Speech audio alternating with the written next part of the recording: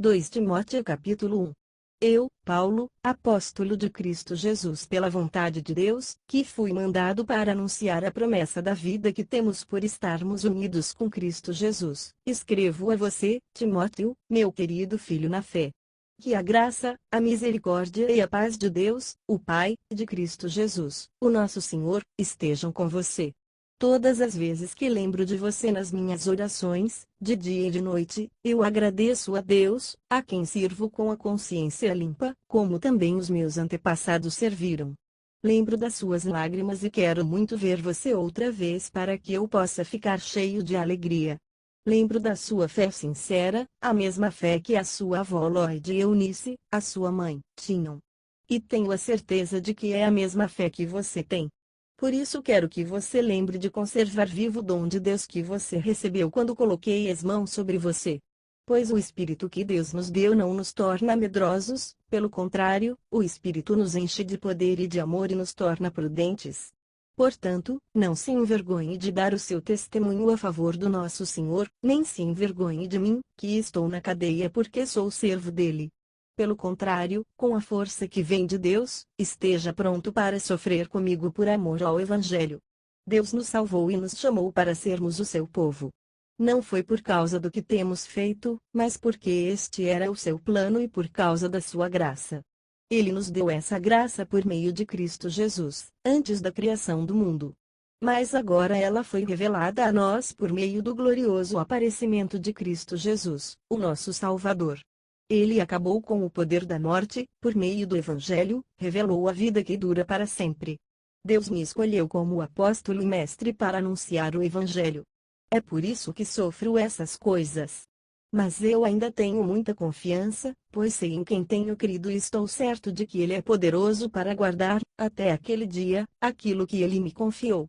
Tome como modelo os ensinamentos verdadeiros que eu lhe dei e fique firme na fé e no amor que temos por estarmos unidos com Cristo Jesus. Por meio do poder do Espírito Santo, que vive em nós, guarde esse precioso tesouro que foi entregue a você. Você já sabe que todos os irmãos da província da Ásia, inclusive Fígelo e Hermógenes, me abandonaram. Que o Senhor seja bondoso com a família de Onesíforo, pois muitas vezes ele me animou e não teve vergonha de mim por eu estar na cadeia. Pelo contrário, logo que chegou a Roma, ele me procurou até me encontrar. Que o Senhor dê a ele a certeza de que naquele dia ele receberá a sua misericórdia. E você sabe melhor do que eu o quanto ele me ajudou em Éfeso. 2 Timóteo capítulo 2.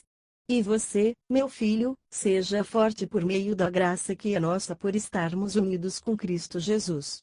Tome os ensinamentos que você me ouviu dar na presença de muitas testemunhas e entregue-os aos cuidados de homens de confiança, que sejam capazes de ensinar outros. Como fiel soldado de Cristo Jesus, tome parte no meu sofrimento. Pois o soldado, quando está servindo, quer agradar o seu comandante e por isso não se envolve em negócios da vida civil. O atleta que toma parte numa corrida não recebe o prêmio se não obedecer às regras da competição.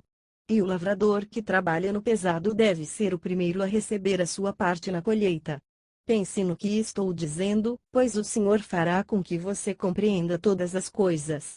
Lembre de Jesus Cristo, que foi ressuscitado e que era descendente de Davi, de acordo com o Evangelho que eu anuncio. E é por causa disso que eu sofro e até estou acorrentado como se fosse um criminoso. Mas a mensagem de Deus não está presa, e por isso eu suporto tudo com paciência por amor ao povo escolhido de Deus. Faço isso para que eles possam ganhar a salvação que está em Cristo Jesus e que traz a glória eterna. Este ensinamento é verdadeiro: se já morremos com Cristo, também viveremos com Ele. Se continuarmos a suportar o sofrimento com paciência, também reinaremos com Cristo. Se nós o negarmos, Ele também nos negará. Se não formos fiéis, Cristo continua sendo fiel, pois Ele não pode ser falso para si mesmo. Recomende essas coisas aos que você dirige e ordene severamente, na presença de Deus, que não briguem por causa de palavras. Brigar não é bom, pois somente prejudica os que estão presentes. Faça todo o possível para conseguir a completa aprovação de Deus, como um trabalhador que não se envergonha do seu trabalho, mas ensina corretamente a verdade do Evangelho. Evite os falatórios contrários aos ensinamentos cristãos, pois eles fazem com que as pessoas se afastem de Deus. As coisas que os falsos mestres ensinam se espalham como a gangrena.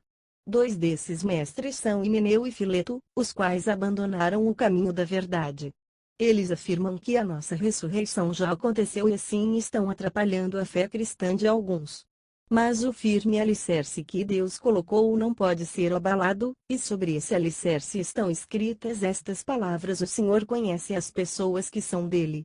E também toda pessoa que diz que pertence ao Senhor precisa abandonar o pecado.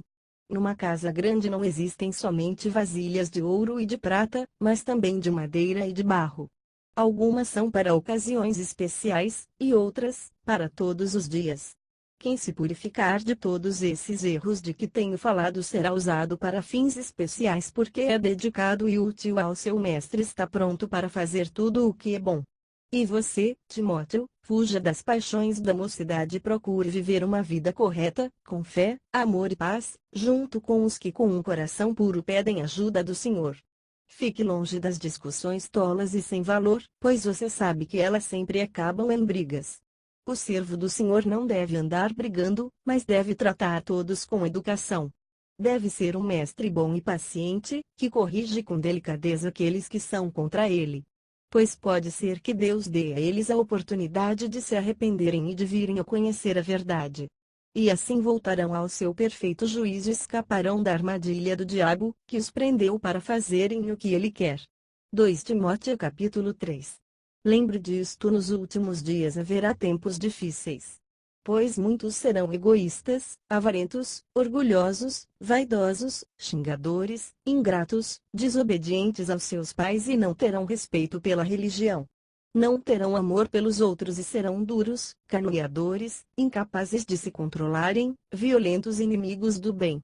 Serão traidores, atrevidos e cheios de orgulho. Amarão mais os prazeres do que a Deus, parecerão ser seguidores da nossa religião, mas com as suas ações negarão o verdadeiro poder dela. Fique longe dessa gente. Alguns deles entram nas casas e conseguem dominar mulheres fracas, que estão cheias de pecados e que são levadas por todo tipo de desejos. São mulheres que estão sempre tentando aprender, mas nunca chegam a conhecer a verdade. Assim como Janes e Jambres foram contra Moisés, assim também esses homens são contra a verdade. Eles perderam o juízo e fracassaram na fé. Mas não irão longe, pois todos verão como eles são tolos. Foi isso que aconteceu com Janes e Jambres. Mas você tem seguido os meus ensinamentos, a minha maneira de agir e o propósito que tenho na minha vida. E tem seguido também a minha fé, a minha paciência, o meu amor, a minha perseverança, as minhas perseguições e os meus sofrimentos. Você sabe tudo o que me aconteceu nas cidades de Antioquia, de Icônio e de Listra. Que terríveis perseguições eu sofri. Porém o Senhor me livrou de todas elas. Todos os que querem viver a vida cristã unidos com Cristo Jesus serão perseguidos. Porém as pessoas mais fingidas irão de mal a pior, enganando e sendo enganadas.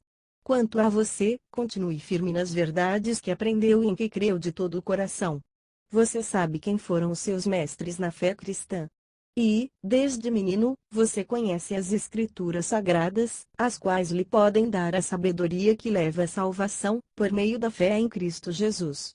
Pois toda a Escritura Sagrada é inspirada por Deus e é útil para o ensinar a verdade, condenar o erro, corrigir as faltas e ensinar a maneira certa de viver. E isso para que o servo de Deus esteja completamente preparado e pronto para fazer todo tipo de boas ações. 2 Timóteo capítulo 4. Na presença de Deus e de Cristo Jesus, que julgará todos os seres humanos, tanto os que estiverem vivos como os que estiverem mortos, eu ordeno a você, com toda a firmeza, o seguinte: por causa da vinda de Cristo e do seu reino, pregue a mensagem e insista em anunciá-la, seja no tempo certo ou não. Procure convencer, repreenda, anime e ensine com toda a paciência. Pois vai chegar o tempo em que as pessoas não vão dar atenção ao verdadeiro ensinamento, mas seguirão seus próprios desejos. E arranjarão para si mesmas uma porção de mestres, que vão dizer a elas o que elas querem ouvir. Essas pessoas deixarão de ouvir a verdade para dar atenção às lendas. Mas você, seja moderado em todas as situações. Suporte o sofrimento, faça o trabalho de um pregador do Evangelho e cumpra bem o seu dever de servo de Deus. Quanto a mim, a hora já chegou de eu ser sacrificado, já é tempo de deixar esta vida. Fiz o melhor que pude na corrida, cheguei até o fim, conservei a fé. E agora está me esperando o prêmio da vitória, que é dado para quem vive uma vida correta, o prêmio que o Senhor, o justo juiz, me dará naquele dia, e não somente a mim, mas a todos os que esperam, com amor, a sua vinda. Venha me ver logo que puder. Pois Demas se apaixonou por este mundo, me abandonou e foi para a cidade de Tessalônica. Crescente foi para a província da Galácia, e Tito, para a região da Dalmácia. Somente Lucas está aqui comigo.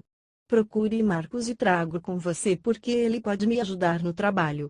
Eu mandei Tíquico para a cidade de Éfeso. Quando você vier, traga a minha capa que deixei na cidade de Troade, na casa de Carpo. Traga os livros também, principalmente os de couro. Alexandre, o ferreiro, me prejudicou muito, o Senhor lhe dará a sua recompensa de acordo com o que ele fez. Tome cuidado com ele, pois combateu com muita violência nossa mensagem. Na primeira vez em que fiz a minha defesa diante das autoridades, ninguém ficou comigo, todos me abandonaram. Espero que Deus não ponha isso na conta deles. Mas o Senhor ficou comigo, me deu força para que eu pudesse anunciar a mensagem completa a todos os não-judeus e me livrou de ser condenado à morte. O Senhor me livrará de todo o mal e me levará em segurança para o seu reino celestial. A Ele seja dada a glória para todos sempre. Amém. Saudações a Priscila e ao seu marido Áquila e também à família de Onesíforo. Erasto ficou na cidade de Corinto, e eu deixei Trófimo na cidade de Mileto porque ele estava doente. Faça o possível para vir antes do inverno. Os irmãos Eubulo, Pudente, Lino, e a irmã Cláudia e todos os outros irmãos mandam saudações. Timóteo, que o Senhor esteja com o seu espírito.